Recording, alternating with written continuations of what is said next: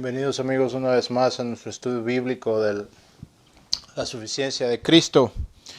Y la última vez que estuvimos juntos, estuvimos hablando acerca de lo que significa la vida de Cristo. Pero antes de continuar con nuestro estudio, nomás quiero darnos una aclaración. Este video debía de haber ido en vivo, live, por medio de YouTube, pero tuvimos un problema con el YouTube y no los está dejando ahorita hacer el livecast, hacer el programa en YouTube, así que lo estamos haciendo por medio de Facebook por el momento, para de esa manera no perder de hacer el estudio. Pero les pido que tengan paciencia conmigo en esta noche porque estamos tratando de arreglar este problema. Así es que vamos a empezar esta tarde con nuestro estudio bíblico y vamos a tratar de entrar a nuestro estudio. Estoy tratando de encontrar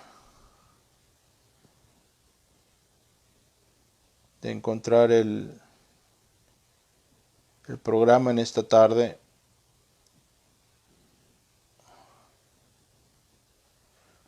Así es que les pido que tengan paciencia.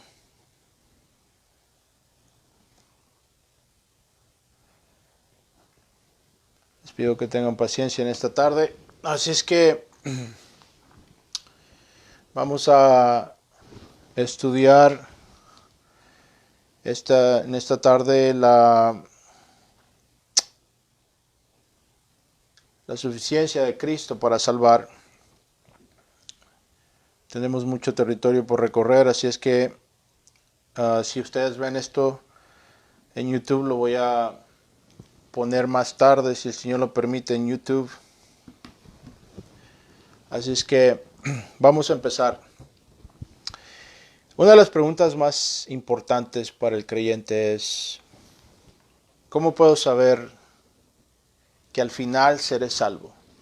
Esta es una de las preguntas con las cuales el creyente debe de luchar y debe de pensar y tratar de discernir. Y esto es por la razón porque tenemos que entender que una de las necesidades más grandes que la iglesia tiene y que el creyente tiene es entender qué es lo que el sacrificio de Jesús obtiene, qué es lo que Jesús logra con su venida a la tierra, con su vida, con su muerte y con su resurrección.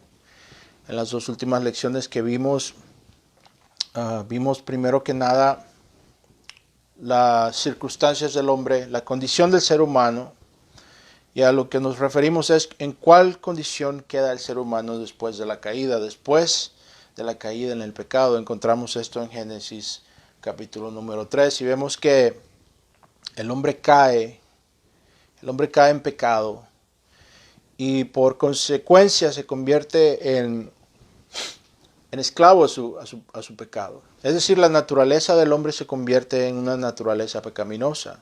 Es decir, al hombre le gusta pecar.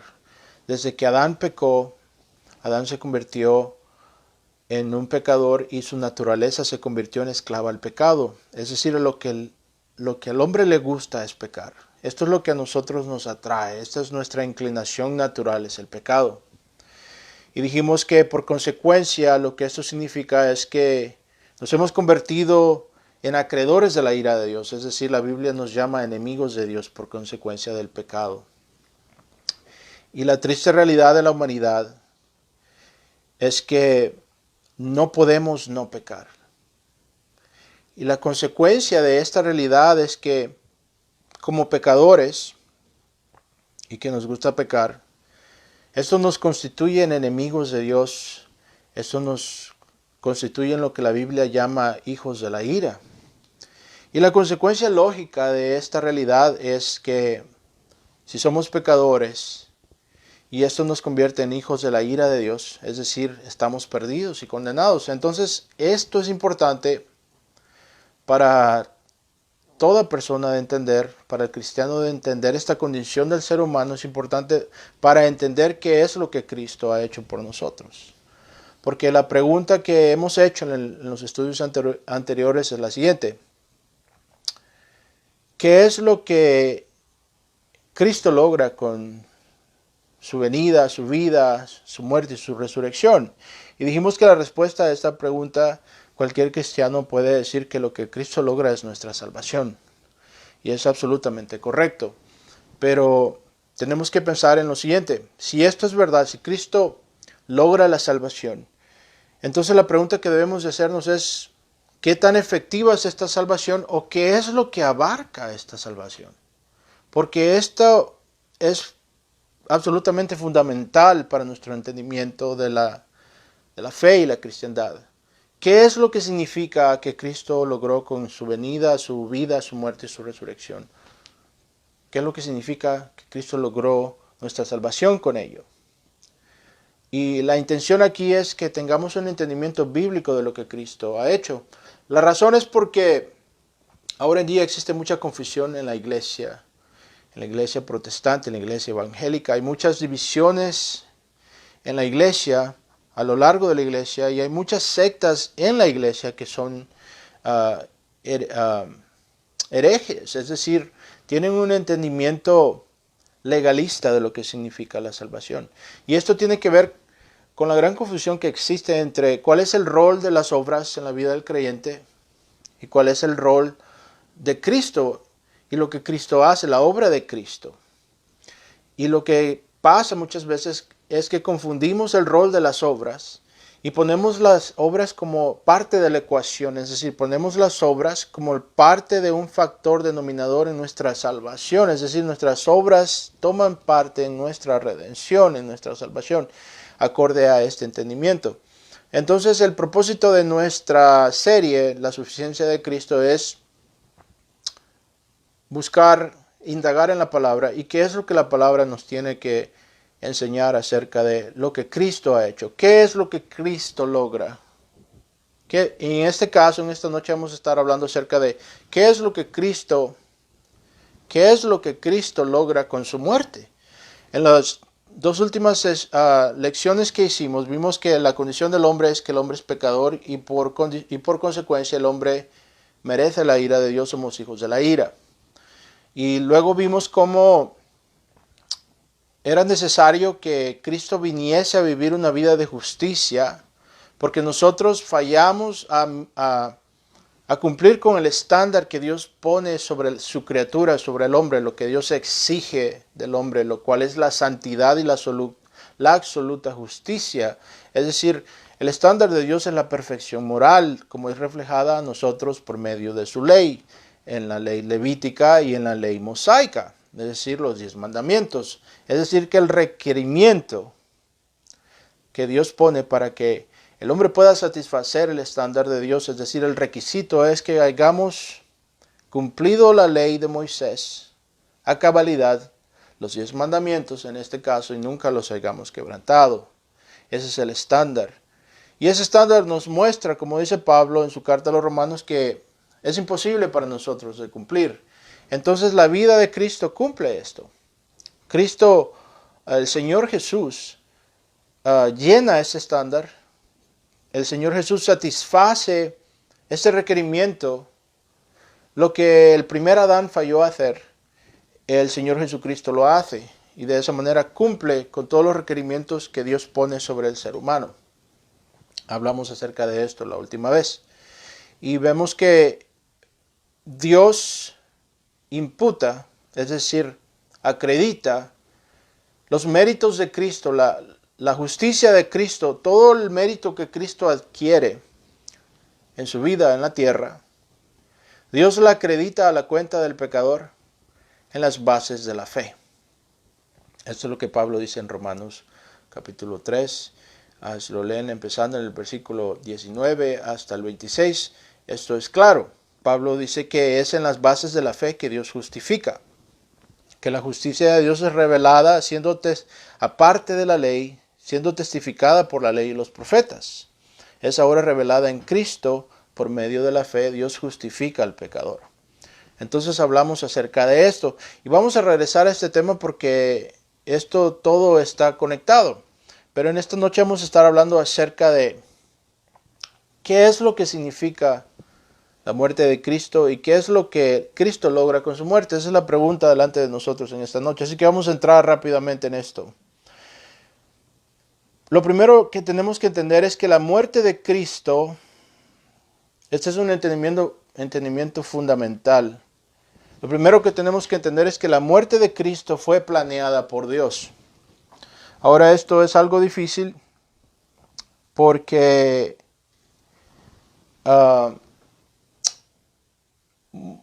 muchas veces pensamos acerca de lo que Cristo hizo, pero no entendemos que su muerte, su vida, su venida, su muerte, todo esto fue algo que Dios planeó por adelantado.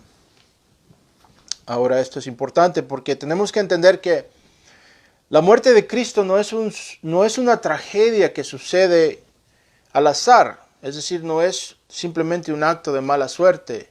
Es decir, Cristo no muere en las manos de los romanos y traicionado por su pueblo simplemente porque así sucedió, así se dieron las cosas y Dios hizo lo mejor que pudo con las circunstancias que le tocaron.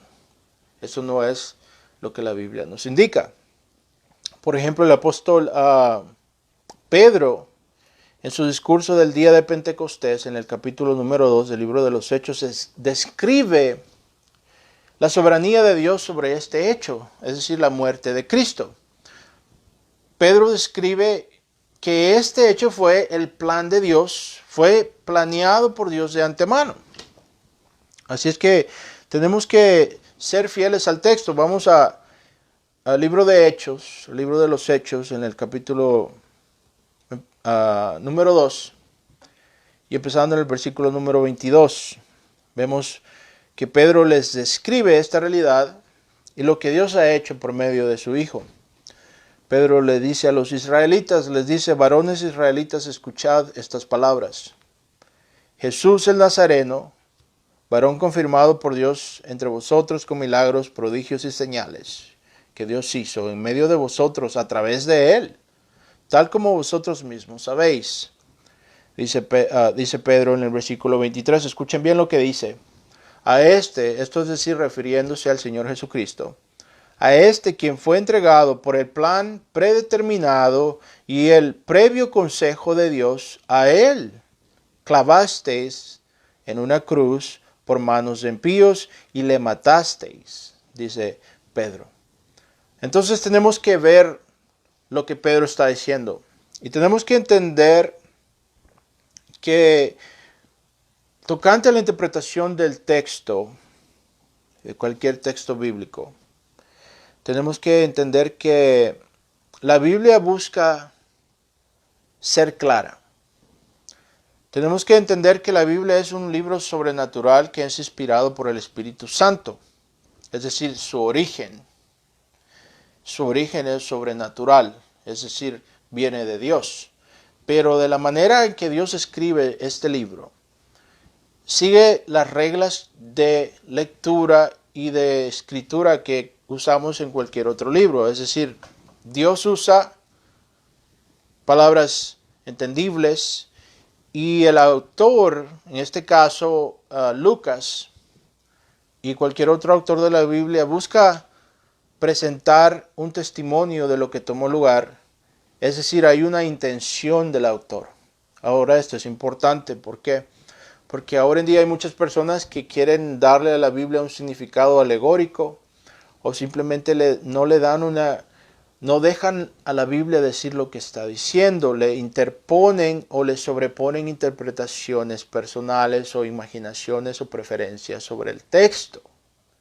Lo que tenemos que hacer es dejar que el texto se exprese, porque el autor lo escribe con una agenda y la agenda es darnos un testimonio de lo que sucedió.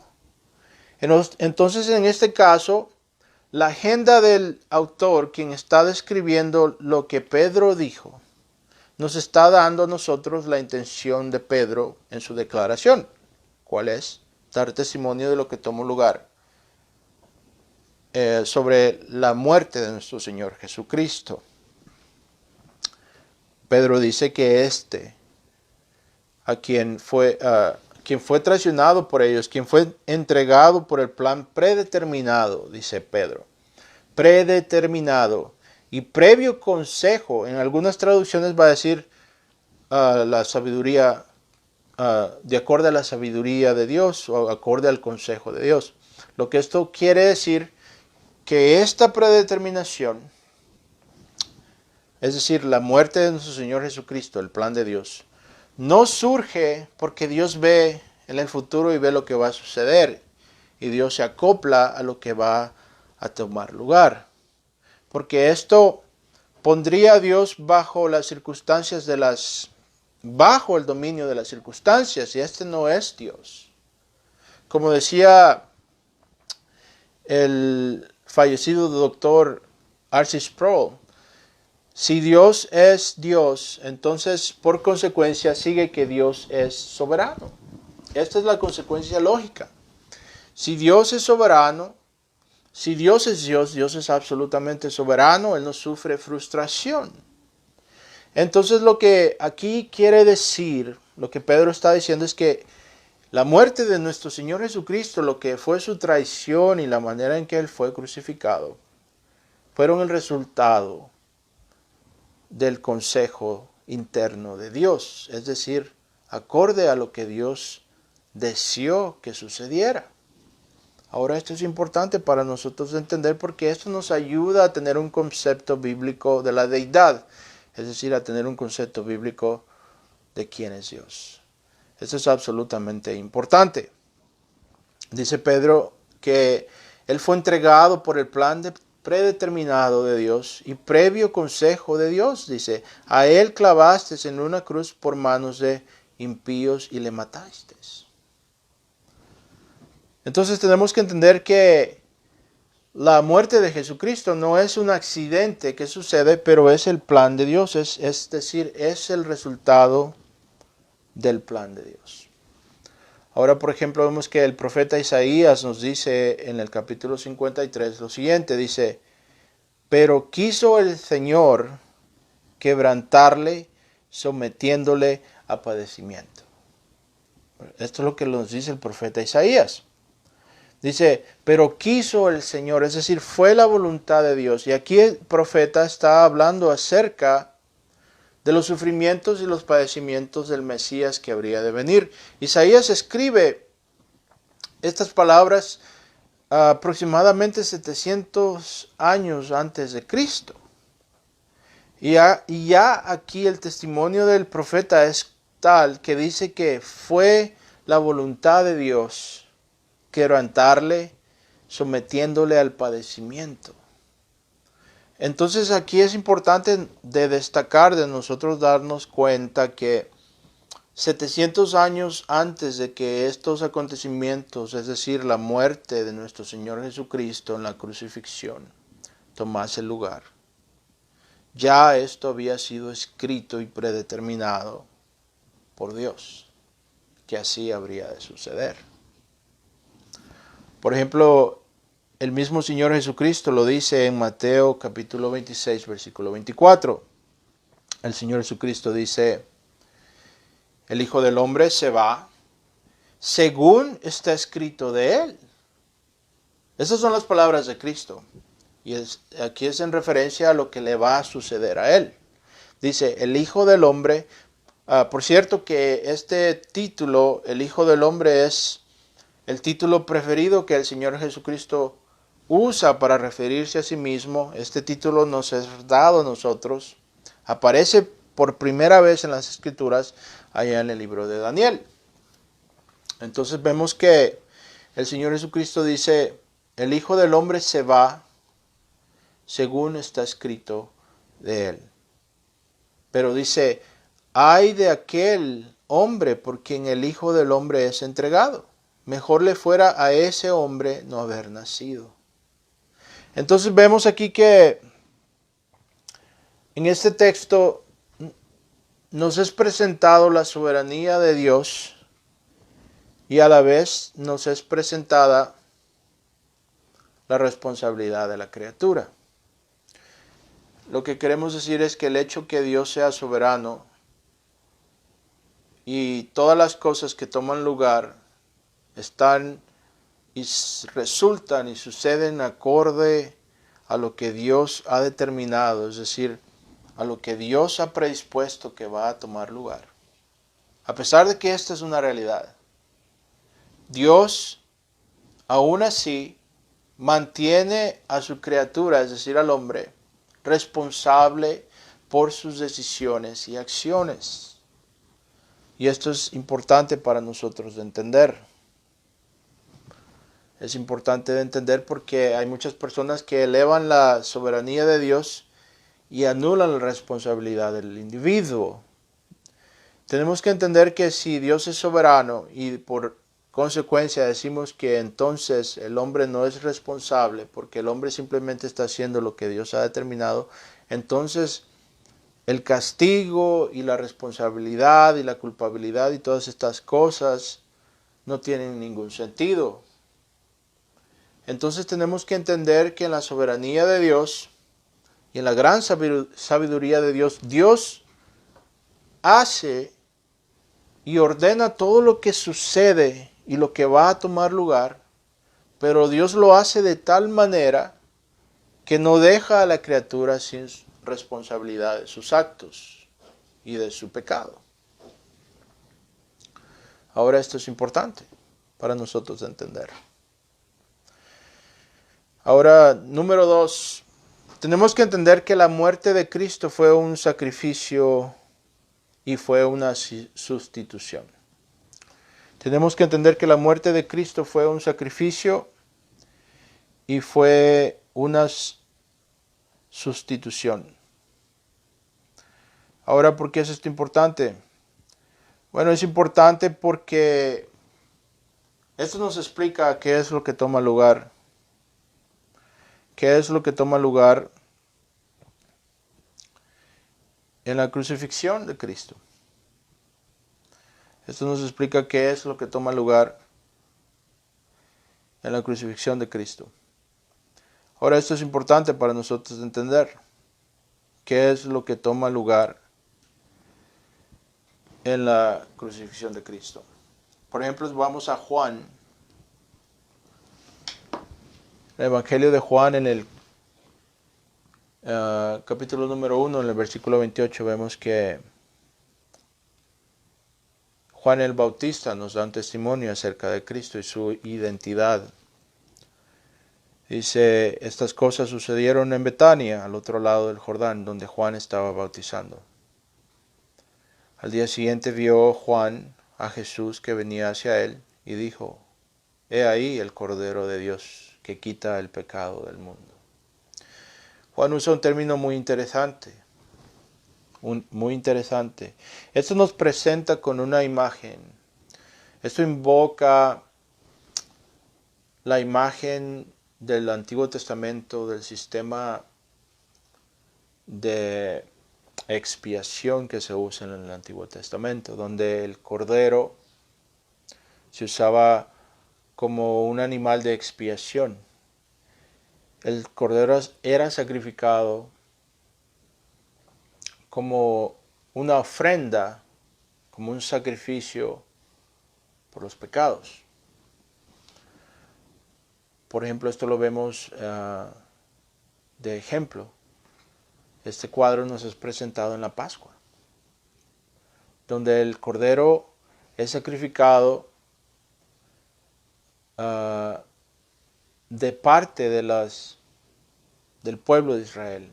Cada familia tenía que sacrificar, tenía que inmolar a un cordero y la sangre ser puesta en las puertas de las casas. Y por la virtud de la sangre del cordero, por medio de la virtud de la sangre del cordero, la ira de Dios pasaba sobre el pueblo sin destruir. Entonces cuando el ángel del Señor veía la sangre del cordero, pasaba de largo esa casa y no la destruía, no caía bajo la condenación del juicio que Dios estaba trayendo sobre Egipto en esa ocasión.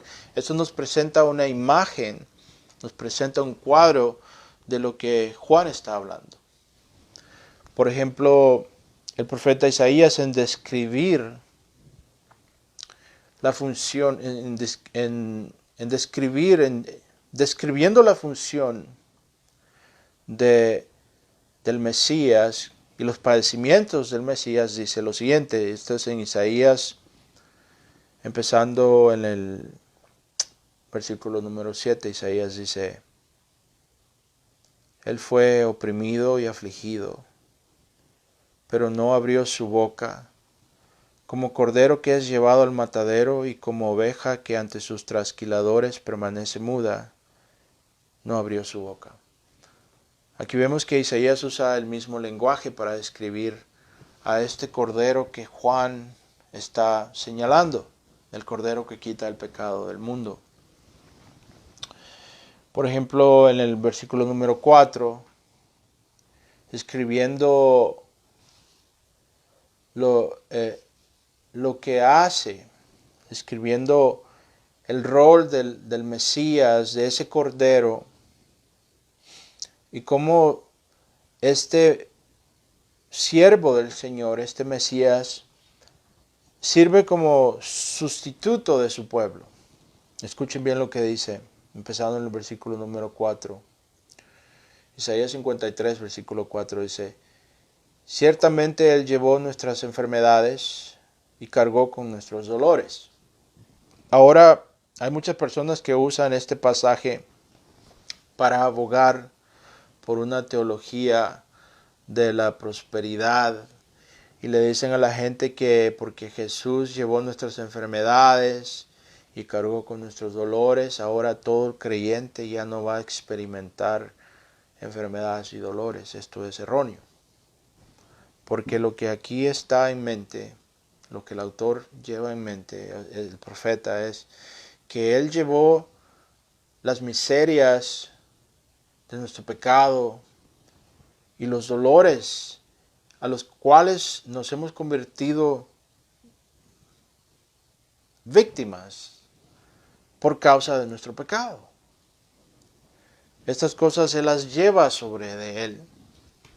Son imputadas a Él, son puestas sobre Él. Pero esto no quiere decir que mientras estemos sobre esta tierra, no quiere decir que ya no vamos a sufrir. Al contrario, mientras estemos en esta tierra, en este lado de la eternidad, vamos a hacer y vamos a continuar sufriendo las consecuencias de la desobediencia de Adán, aunque estemos en Cristo. Pero la diferencia es que, tocante al destino eterno de nuestra alma, Él llevó nuestras enfermedades y nuestros dolores. Es decir, va a haber un punto donde vamos a entrar a la eternidad donde estas cosas ya no van a existir porque Él las llevó consigo. Pero mientras estemos sobre esta tierra, tenemos que entender que vamos a sufrir estas consecuencias del pecado. ¿Y por qué tenemos seguridad de esto? Bueno, la realidad es que podemos ver esto en nuestras vidas.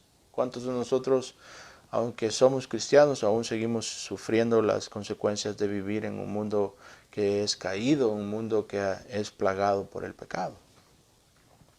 Entonces dice el profeta que Él llevó nuestras enfermedades y cargó con nuestros dolores. Con todos nosotros, dice, con todo, nosotros le tuvimos por azotado, por herido de Dios y afligido.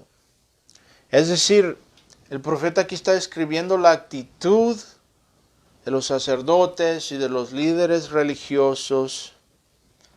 Está describiendo la actitud de los sacerdotes y de los líderes religiosos en el tiempo cuando esto iba a tomar lugar, es decir, en el futuro. ¿Verdad? Podemos leer en los evangelios que esta fue una de las vituperanzas y de las cosas duras que el Señor tuvo que aguantar, es decir, le acusaban de haber sido abandonado por Dios y de que era Dios quien le estaba castigando porque él era un falso profeta y se burlaban de él de manera sarcástica. La realidad es que sí, realmente Dios estaba tratando con él, y él fue abandonado en esa cruz. El Padre abandona al Hijo, pero le recibe en esa cruz como juez. Porque tenemos que entender que lo que Él sufre, habiendo así tomado nuestro lugar, por eso decimos que la muerte de Cristo fue sustitucionaria, es decir, un sustituto, una sustitución. Es porque Él toma nuestro lugar y por consecuencia Él se convierte en la víctima y sufre todo lo que nosotros nos merecemos que Dios nos haga. Tenemos que entender que esto es importante para nosotros de entender. La Biblia habla en términos de la maldición del pecador.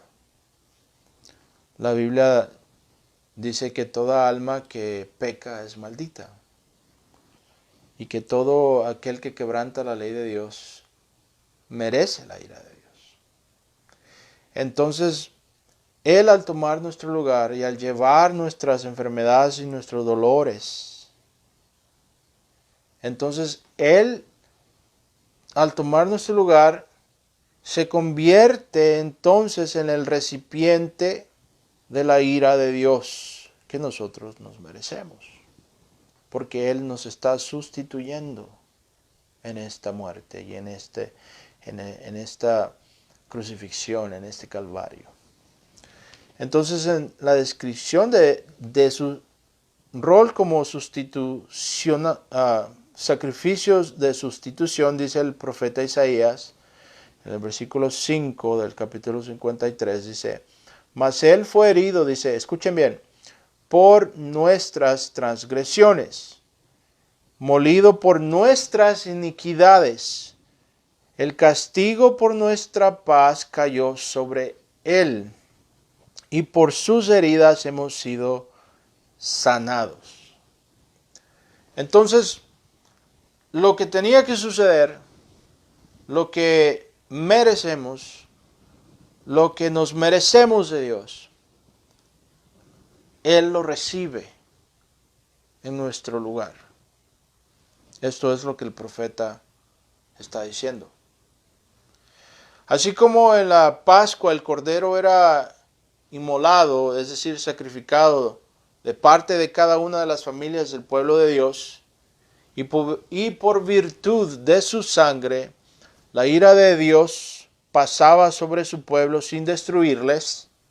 De la misma manera el Señor Jesús tomó el lugar de los transgresores que ponen su fe en Él como Salvador.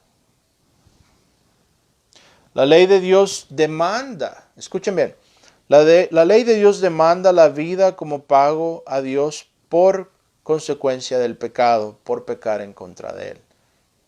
Porque la paga del pecado es la muerte, dice el apóstol Pablo. Es decir, Dios solo puede ser satisfecho o ser satisfacido con la muerte de aquellos que han quebrantado su ley.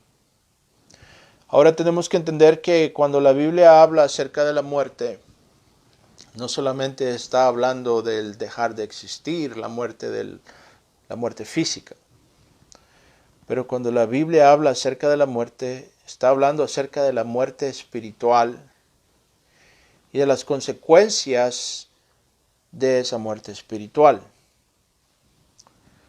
El estar muertos espiritualmente no quiere decir que dejamos de existir. Una dimensión de la muerte sí es el dejar de existir en este cuerpo, en esta carne. Pero nuestra alma es inmortal. Entonces la muerte de la cual la Biblia nos habla es esa muerte espiritual. ¿Cuál condición nos hace acreedores de la ira de Dios? Y la ira de Dios es por consecuencia relacionada con la naturaleza de Dios. ¿Qué es lo que esto significa? Bueno, en pocas palabras, la naturaleza de Dios es eterna.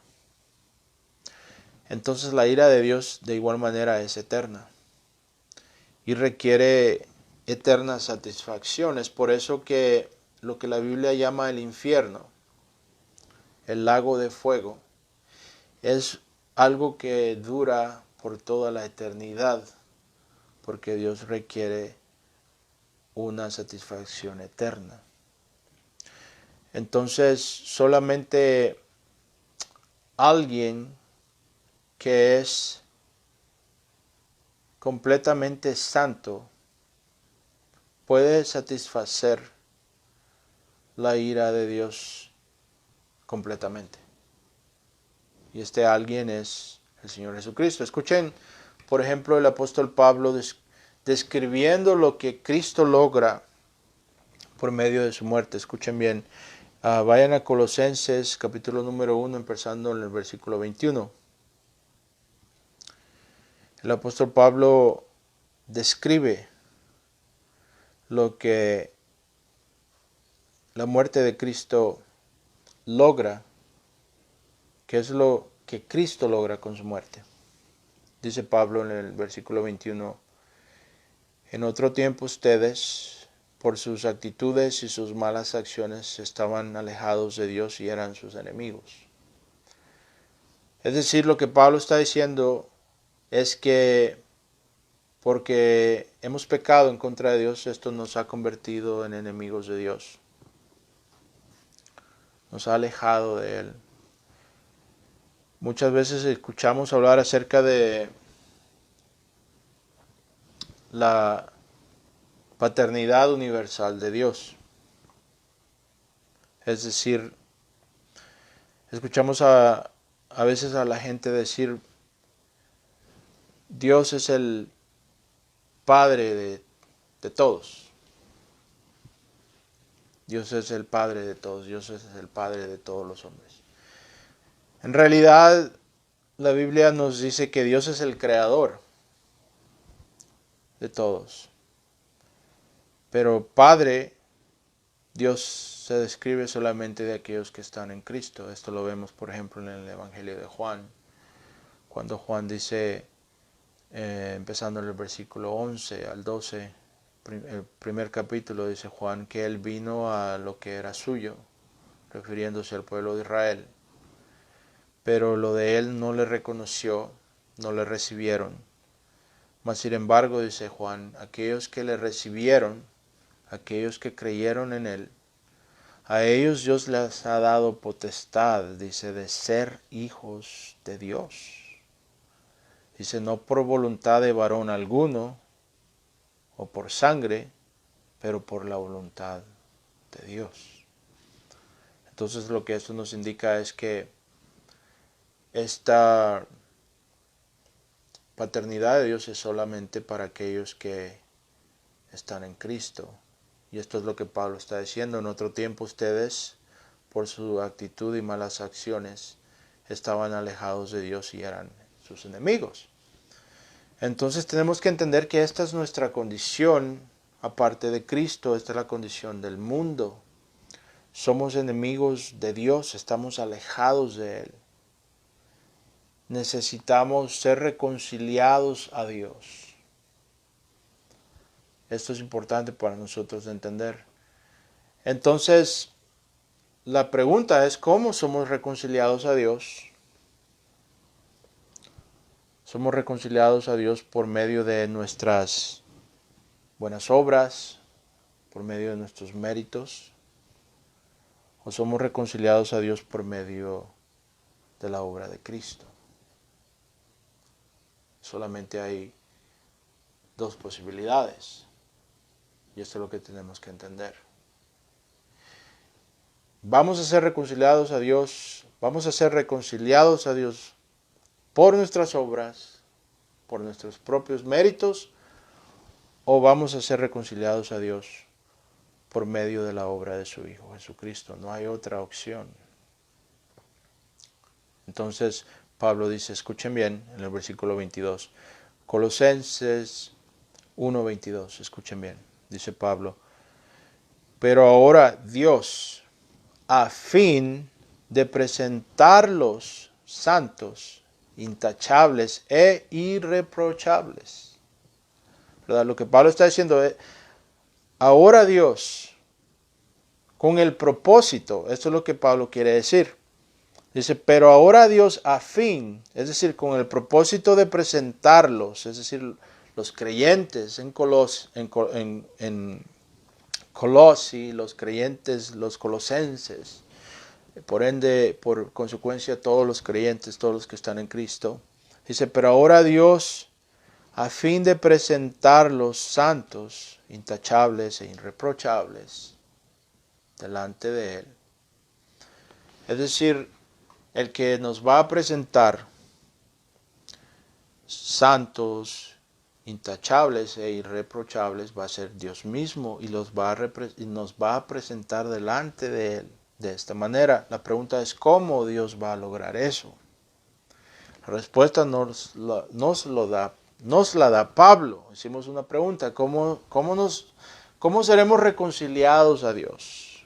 Si somos nacidos y hemos pecado, si somos nacidos pecadores y somos pecadores y hemos pecado y quebrantado la ley, ¿cómo seremos reconciliados a Dios? ¿Por cuál medio? Hicimos la pregunta y dijimos que o seremos reconciliados delante de Dios por medio de nuestras obras y nuestros méritos y virtudes, o seremos reconciliados a Dios por medio de la obra de Cristo. Escuchen bien lo que Pablo dice. Pero ahora Dios, a fin de presentarnos santos, intachables e irreprochables delante de Él, los ha reconciliado en el cuerpo mortal de Cristo mediante su muerte.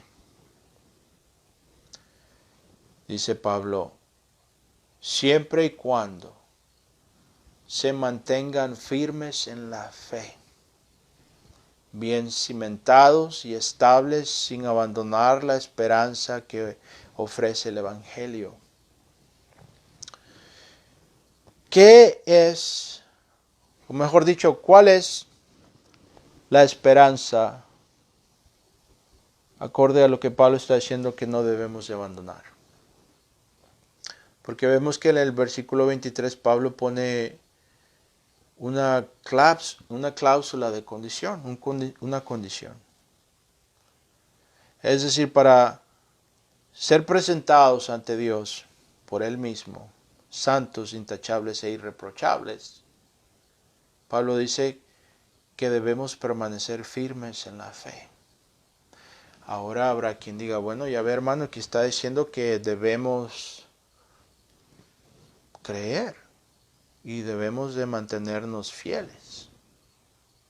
Ahora, ¿es esto Pablo lo que está diciendo? Bueno, de cierta manera sí es cierto, pero tenemos que entender qué es lo que significa permanecer firmes en la fe, porque tenemos que entender que la fe es algo transitorio. La fe es algo transitorio. ¿Qué es lo que esto quiere decir? Bueno, lo que eso quiere decir es que la fe requiere un sujeto. Aunque hay personas que no entienden lo que esto quiere decir. Por ejemplo, hay personas que piensan que la fe por sí misma es lo que nos salva. Pero para ilustrar esto, lo vamos a ilustrar de la siguiente manera. La fe simplemente es un vehículo, es un medio que nos lleva al destino deseado. Ahora, la meta es el destino, no el medio. La fe por sí misma no nos salva. Usted puede tener mucha fe, pero si su fe está basada en lo que es erróneo, esa fe no tiene ningún mérito y no tiene ningún resultado, ni tiene ninguna efectividad o validez. Es decir, si tiene fe en que tiene fe, fe en la fe, esto no tiene ninguna validez. Lo que Pablo está diciendo es que esta fe en la cual somos requeridos permanecer, es decir, en esta esperanza, es la esperanza de que Cristo, con su muerte, con su vida, con su resurrección, ha hecho todo lo que Dios requiere del hombre y que simplemente seremos justificados en las bases de lo que Él ha hecho, es decir, fe en Cristo. No en fe en nuestra habilidad de tener fe, no fe en nuestras facultades o en nuestra determinación o en nuestra habilidad de permanecer salvos. Pero lo que Pablo está diciendo es fe en la esperanza que ofrece el Evangelio. ¿Cuál es la esperanza que ofrece el Evangelio?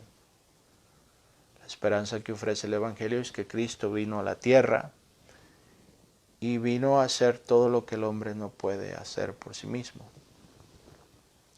Esta es la esperanza que Pablo dice a los colosenses que no debemos de abandonar. Entonces tenemos que entender esto claramente porque es esencial. Ahora, el último punto que vamos a hacer es que la muerte de Cristo es suficiente. Pablo le dice a los colosenses en el capítulo número 2, empezando en el versículo 11, hablando acerca de la regeneración, Pablo la representa aquí con la palabra circuncisión. Y se refiere a la circuncisión que ejecuta el Espíritu Santo. Es decir, lo que la Biblia llama el nacer de nuevo, el nacer de arriba, el nacimiento de nuevo. Pablo aquí la ilustra como la circuncisión. Así es que dice Pablo en el versículo 11 del capítulo número 2, dice Pablo, además en él fueron circuncidados. Dice, no por mano humana, ¿verdad? Es decir, esta circuncisión espiritual de la que Pablo habla es lo mismo que el Señor Jesucristo se refiere cuando dice que un hombre necesita nacer de nuevo. Y que es algo obviamente imposible. El mismo Nicodemo, cuando lo escuchó de la boca de nuestro Señor Jesucristo, entendió que cuando el Señor le dijo que a menos que un hombre naciese de nuevo de agua y espíritu, no vería el reino del cielo. Nicodemo entendió que Jesucristo estaba hablando acerca de una imposibilidad para el ser humano y es por eso que le dice, ¿acaso puede un hombre volver a entrar al vientre de su madre? Es algo imposible. Y es realmente correcto. Es algo imposible para el hombre de producir. Esto es sumamente importante para nosotros entender. Así es que Pablo dice que esta circuncisión del Espíritu, dice, no es por mano humana, sino con la circuncisión que consiste en despojarse del cuerpo pecaminoso.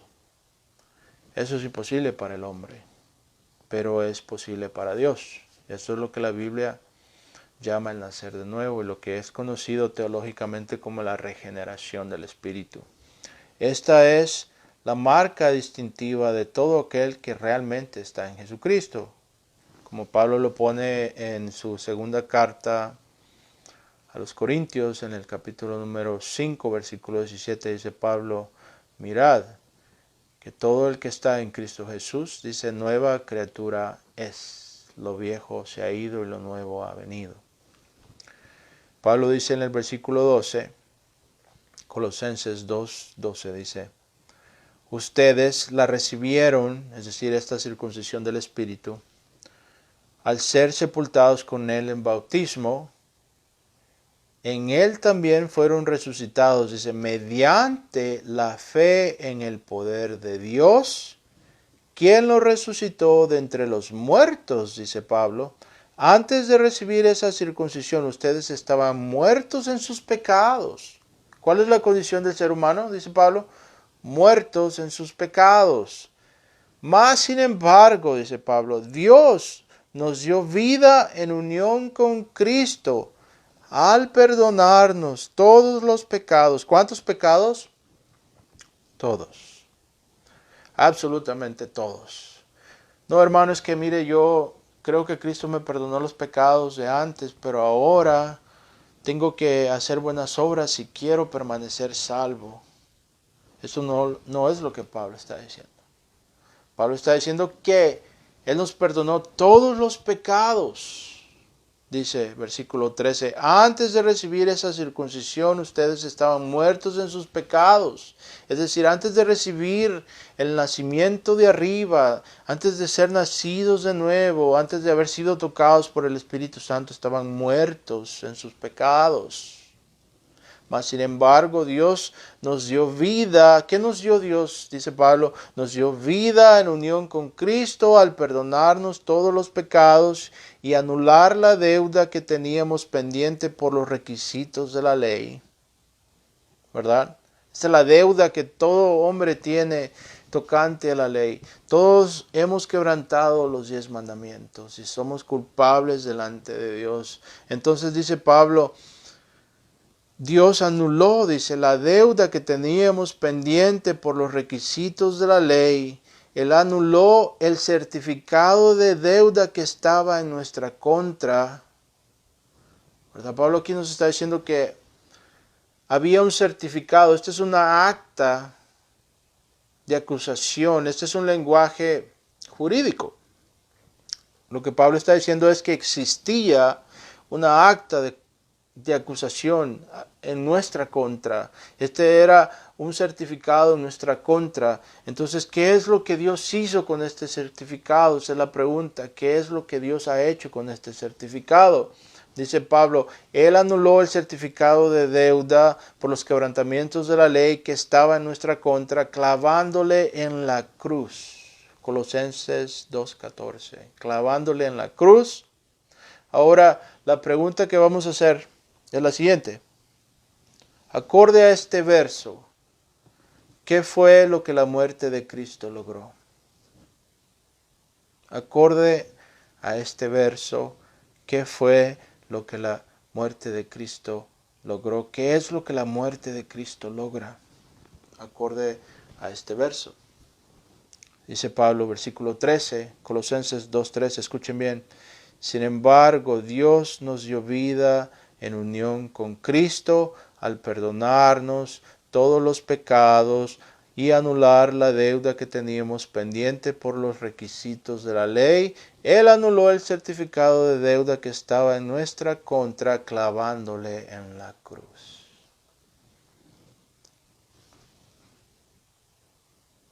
Es claro lo que la muerte de Cristo logra. Logra la anulación de ese certificado que estaba en nuestra contra. Ese certificado que estaba en contra de nosotros es anulado por medio de la muerte del Señor Jesucristo. Es clavado en esa cruz y es pagado completamente. Cristo paga completamente, paga de manera suficiente, paga la penalidad completamente, la penalidad que estaba en contra de nosotros, paga la multa, si lo podemos decir de esta manera, y la paga totalmente, para que de esa manera todo el que está en Él ya no tenga esa deuda en contra de Él y no tenga que pagarla. Y esa es la realidad de lo que la muerte de Cristo logra. Tenemos que entender que esto es absolutamente indispensable y necesario para nosotros de entender. Para terminar, vamos a ver lo que el apóstol Pedro describe en el libro de los Hechos, empezando en el versículo 21, donde Pedro está describiendo la revelación de la salvación que Dios ha traído y que ha hecho ahora disponible para todo aquel que cree en Cristo. Escuchen bien, en el versículo 21 dice Pedro, y todo el que invoque el nombre del Señor será salvo. Hechos 2:21 dice, y todo el que invoque el nombre del Señor será salvo. Dice, pueblo de Israel, escuchen esto, Jesús de Nazaret fue un hombre acreditado por Dios ante ustedes con milagros, con señales y prodigios, los cuales realizó Dios entre ustedes por medio de él, como bien ustedes lo saben. dice Pablo. Dice Pedro, perdón. Dice Pedro en el versículo 23, Hechos 2:23. Este fue entregado según el determinado propósito y el previo conocimiento de Dios por medio de gente malvada. Ustedes lo mataron clavándolo en la cruz. ¿Verdad? La muerte de Cristo. Ahora, aquí Pedro nos da el resultado de esta crucifixión. Dice, sin embargo, Dios lo resucitó liberándolo de las angustias de la muerte porque era imposible que la muerte lo mantuviera bajo su dominio. Eso es lo que Cristo logra en su muerte. Vencer a la muerte.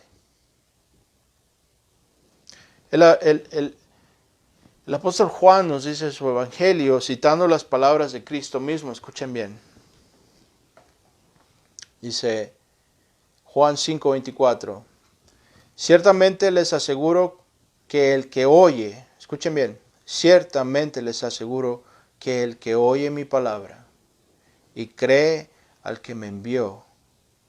¿Verdad? Aquí lo que nuestro Señor Jesucristo está diciendo es que el que oye su palabra y por consecuencia cree aquel que le ha enviado, dice, tiene vida eterna y no caerá bajo condenación, sino que ha pasado de la muerte a la vida. Así es que la pregunta de esta tarde, de esta noche fue, ¿qué es lo que la muerte de Cristo logra? ¿Verdad? Nuestra serie se llama La suficiencia de Cristo. Y el objetivo es proporcionar un entendimiento bíblico de lo que Cristo logra con su muerte, en este caso, lo que Cristo logra con su obra redentora.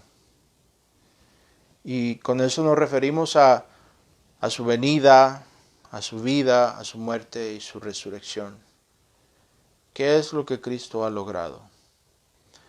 Y la razón es para que de esta manera podamos poner nuestra fe no en nosotros, no en nuestra habilidad de complacer a Dios por medio de nuestra obediencia y nuestras obras, aunque quiero que entendamos que las obras tienen un propósito en nuestras vidas como cristianos. Ellas son la meta, es decir, son el resultado, son el propósito de nuestra salvación.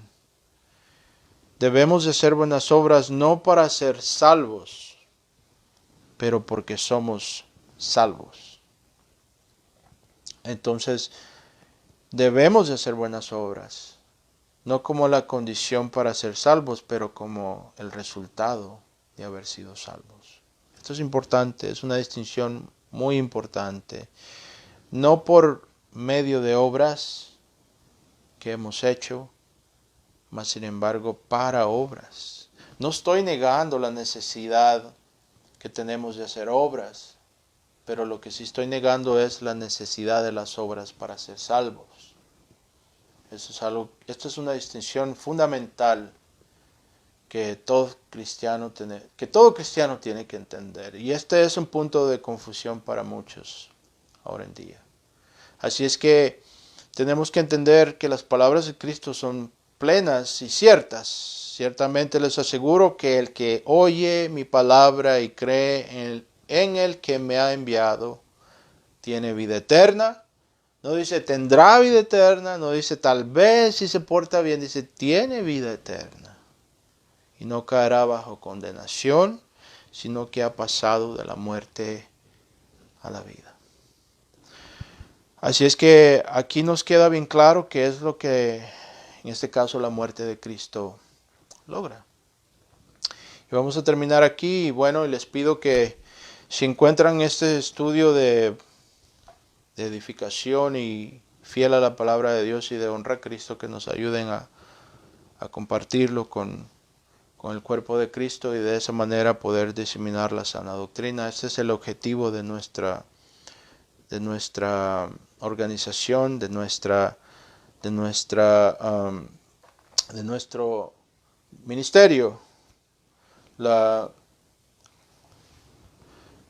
Exposición Evangélica Reformada es un ministerio de la South Texas Bible Conference aquí en los Estados Unidos, y nuestra misión es equipar a los creyentes con la sana doctrina, de esa manera para estar equipados para compartir el Evangelio del Señor Jesucristo, y de esa manera glorificar al Señor Jesucristo por medio de nuestra obediencia. Así es, hermanos, que les agradezco por su tiempo y que la paz del Señor Jesucristo esté con ustedes. Y nos veremos, si el Señor lo permite, la próxima vez.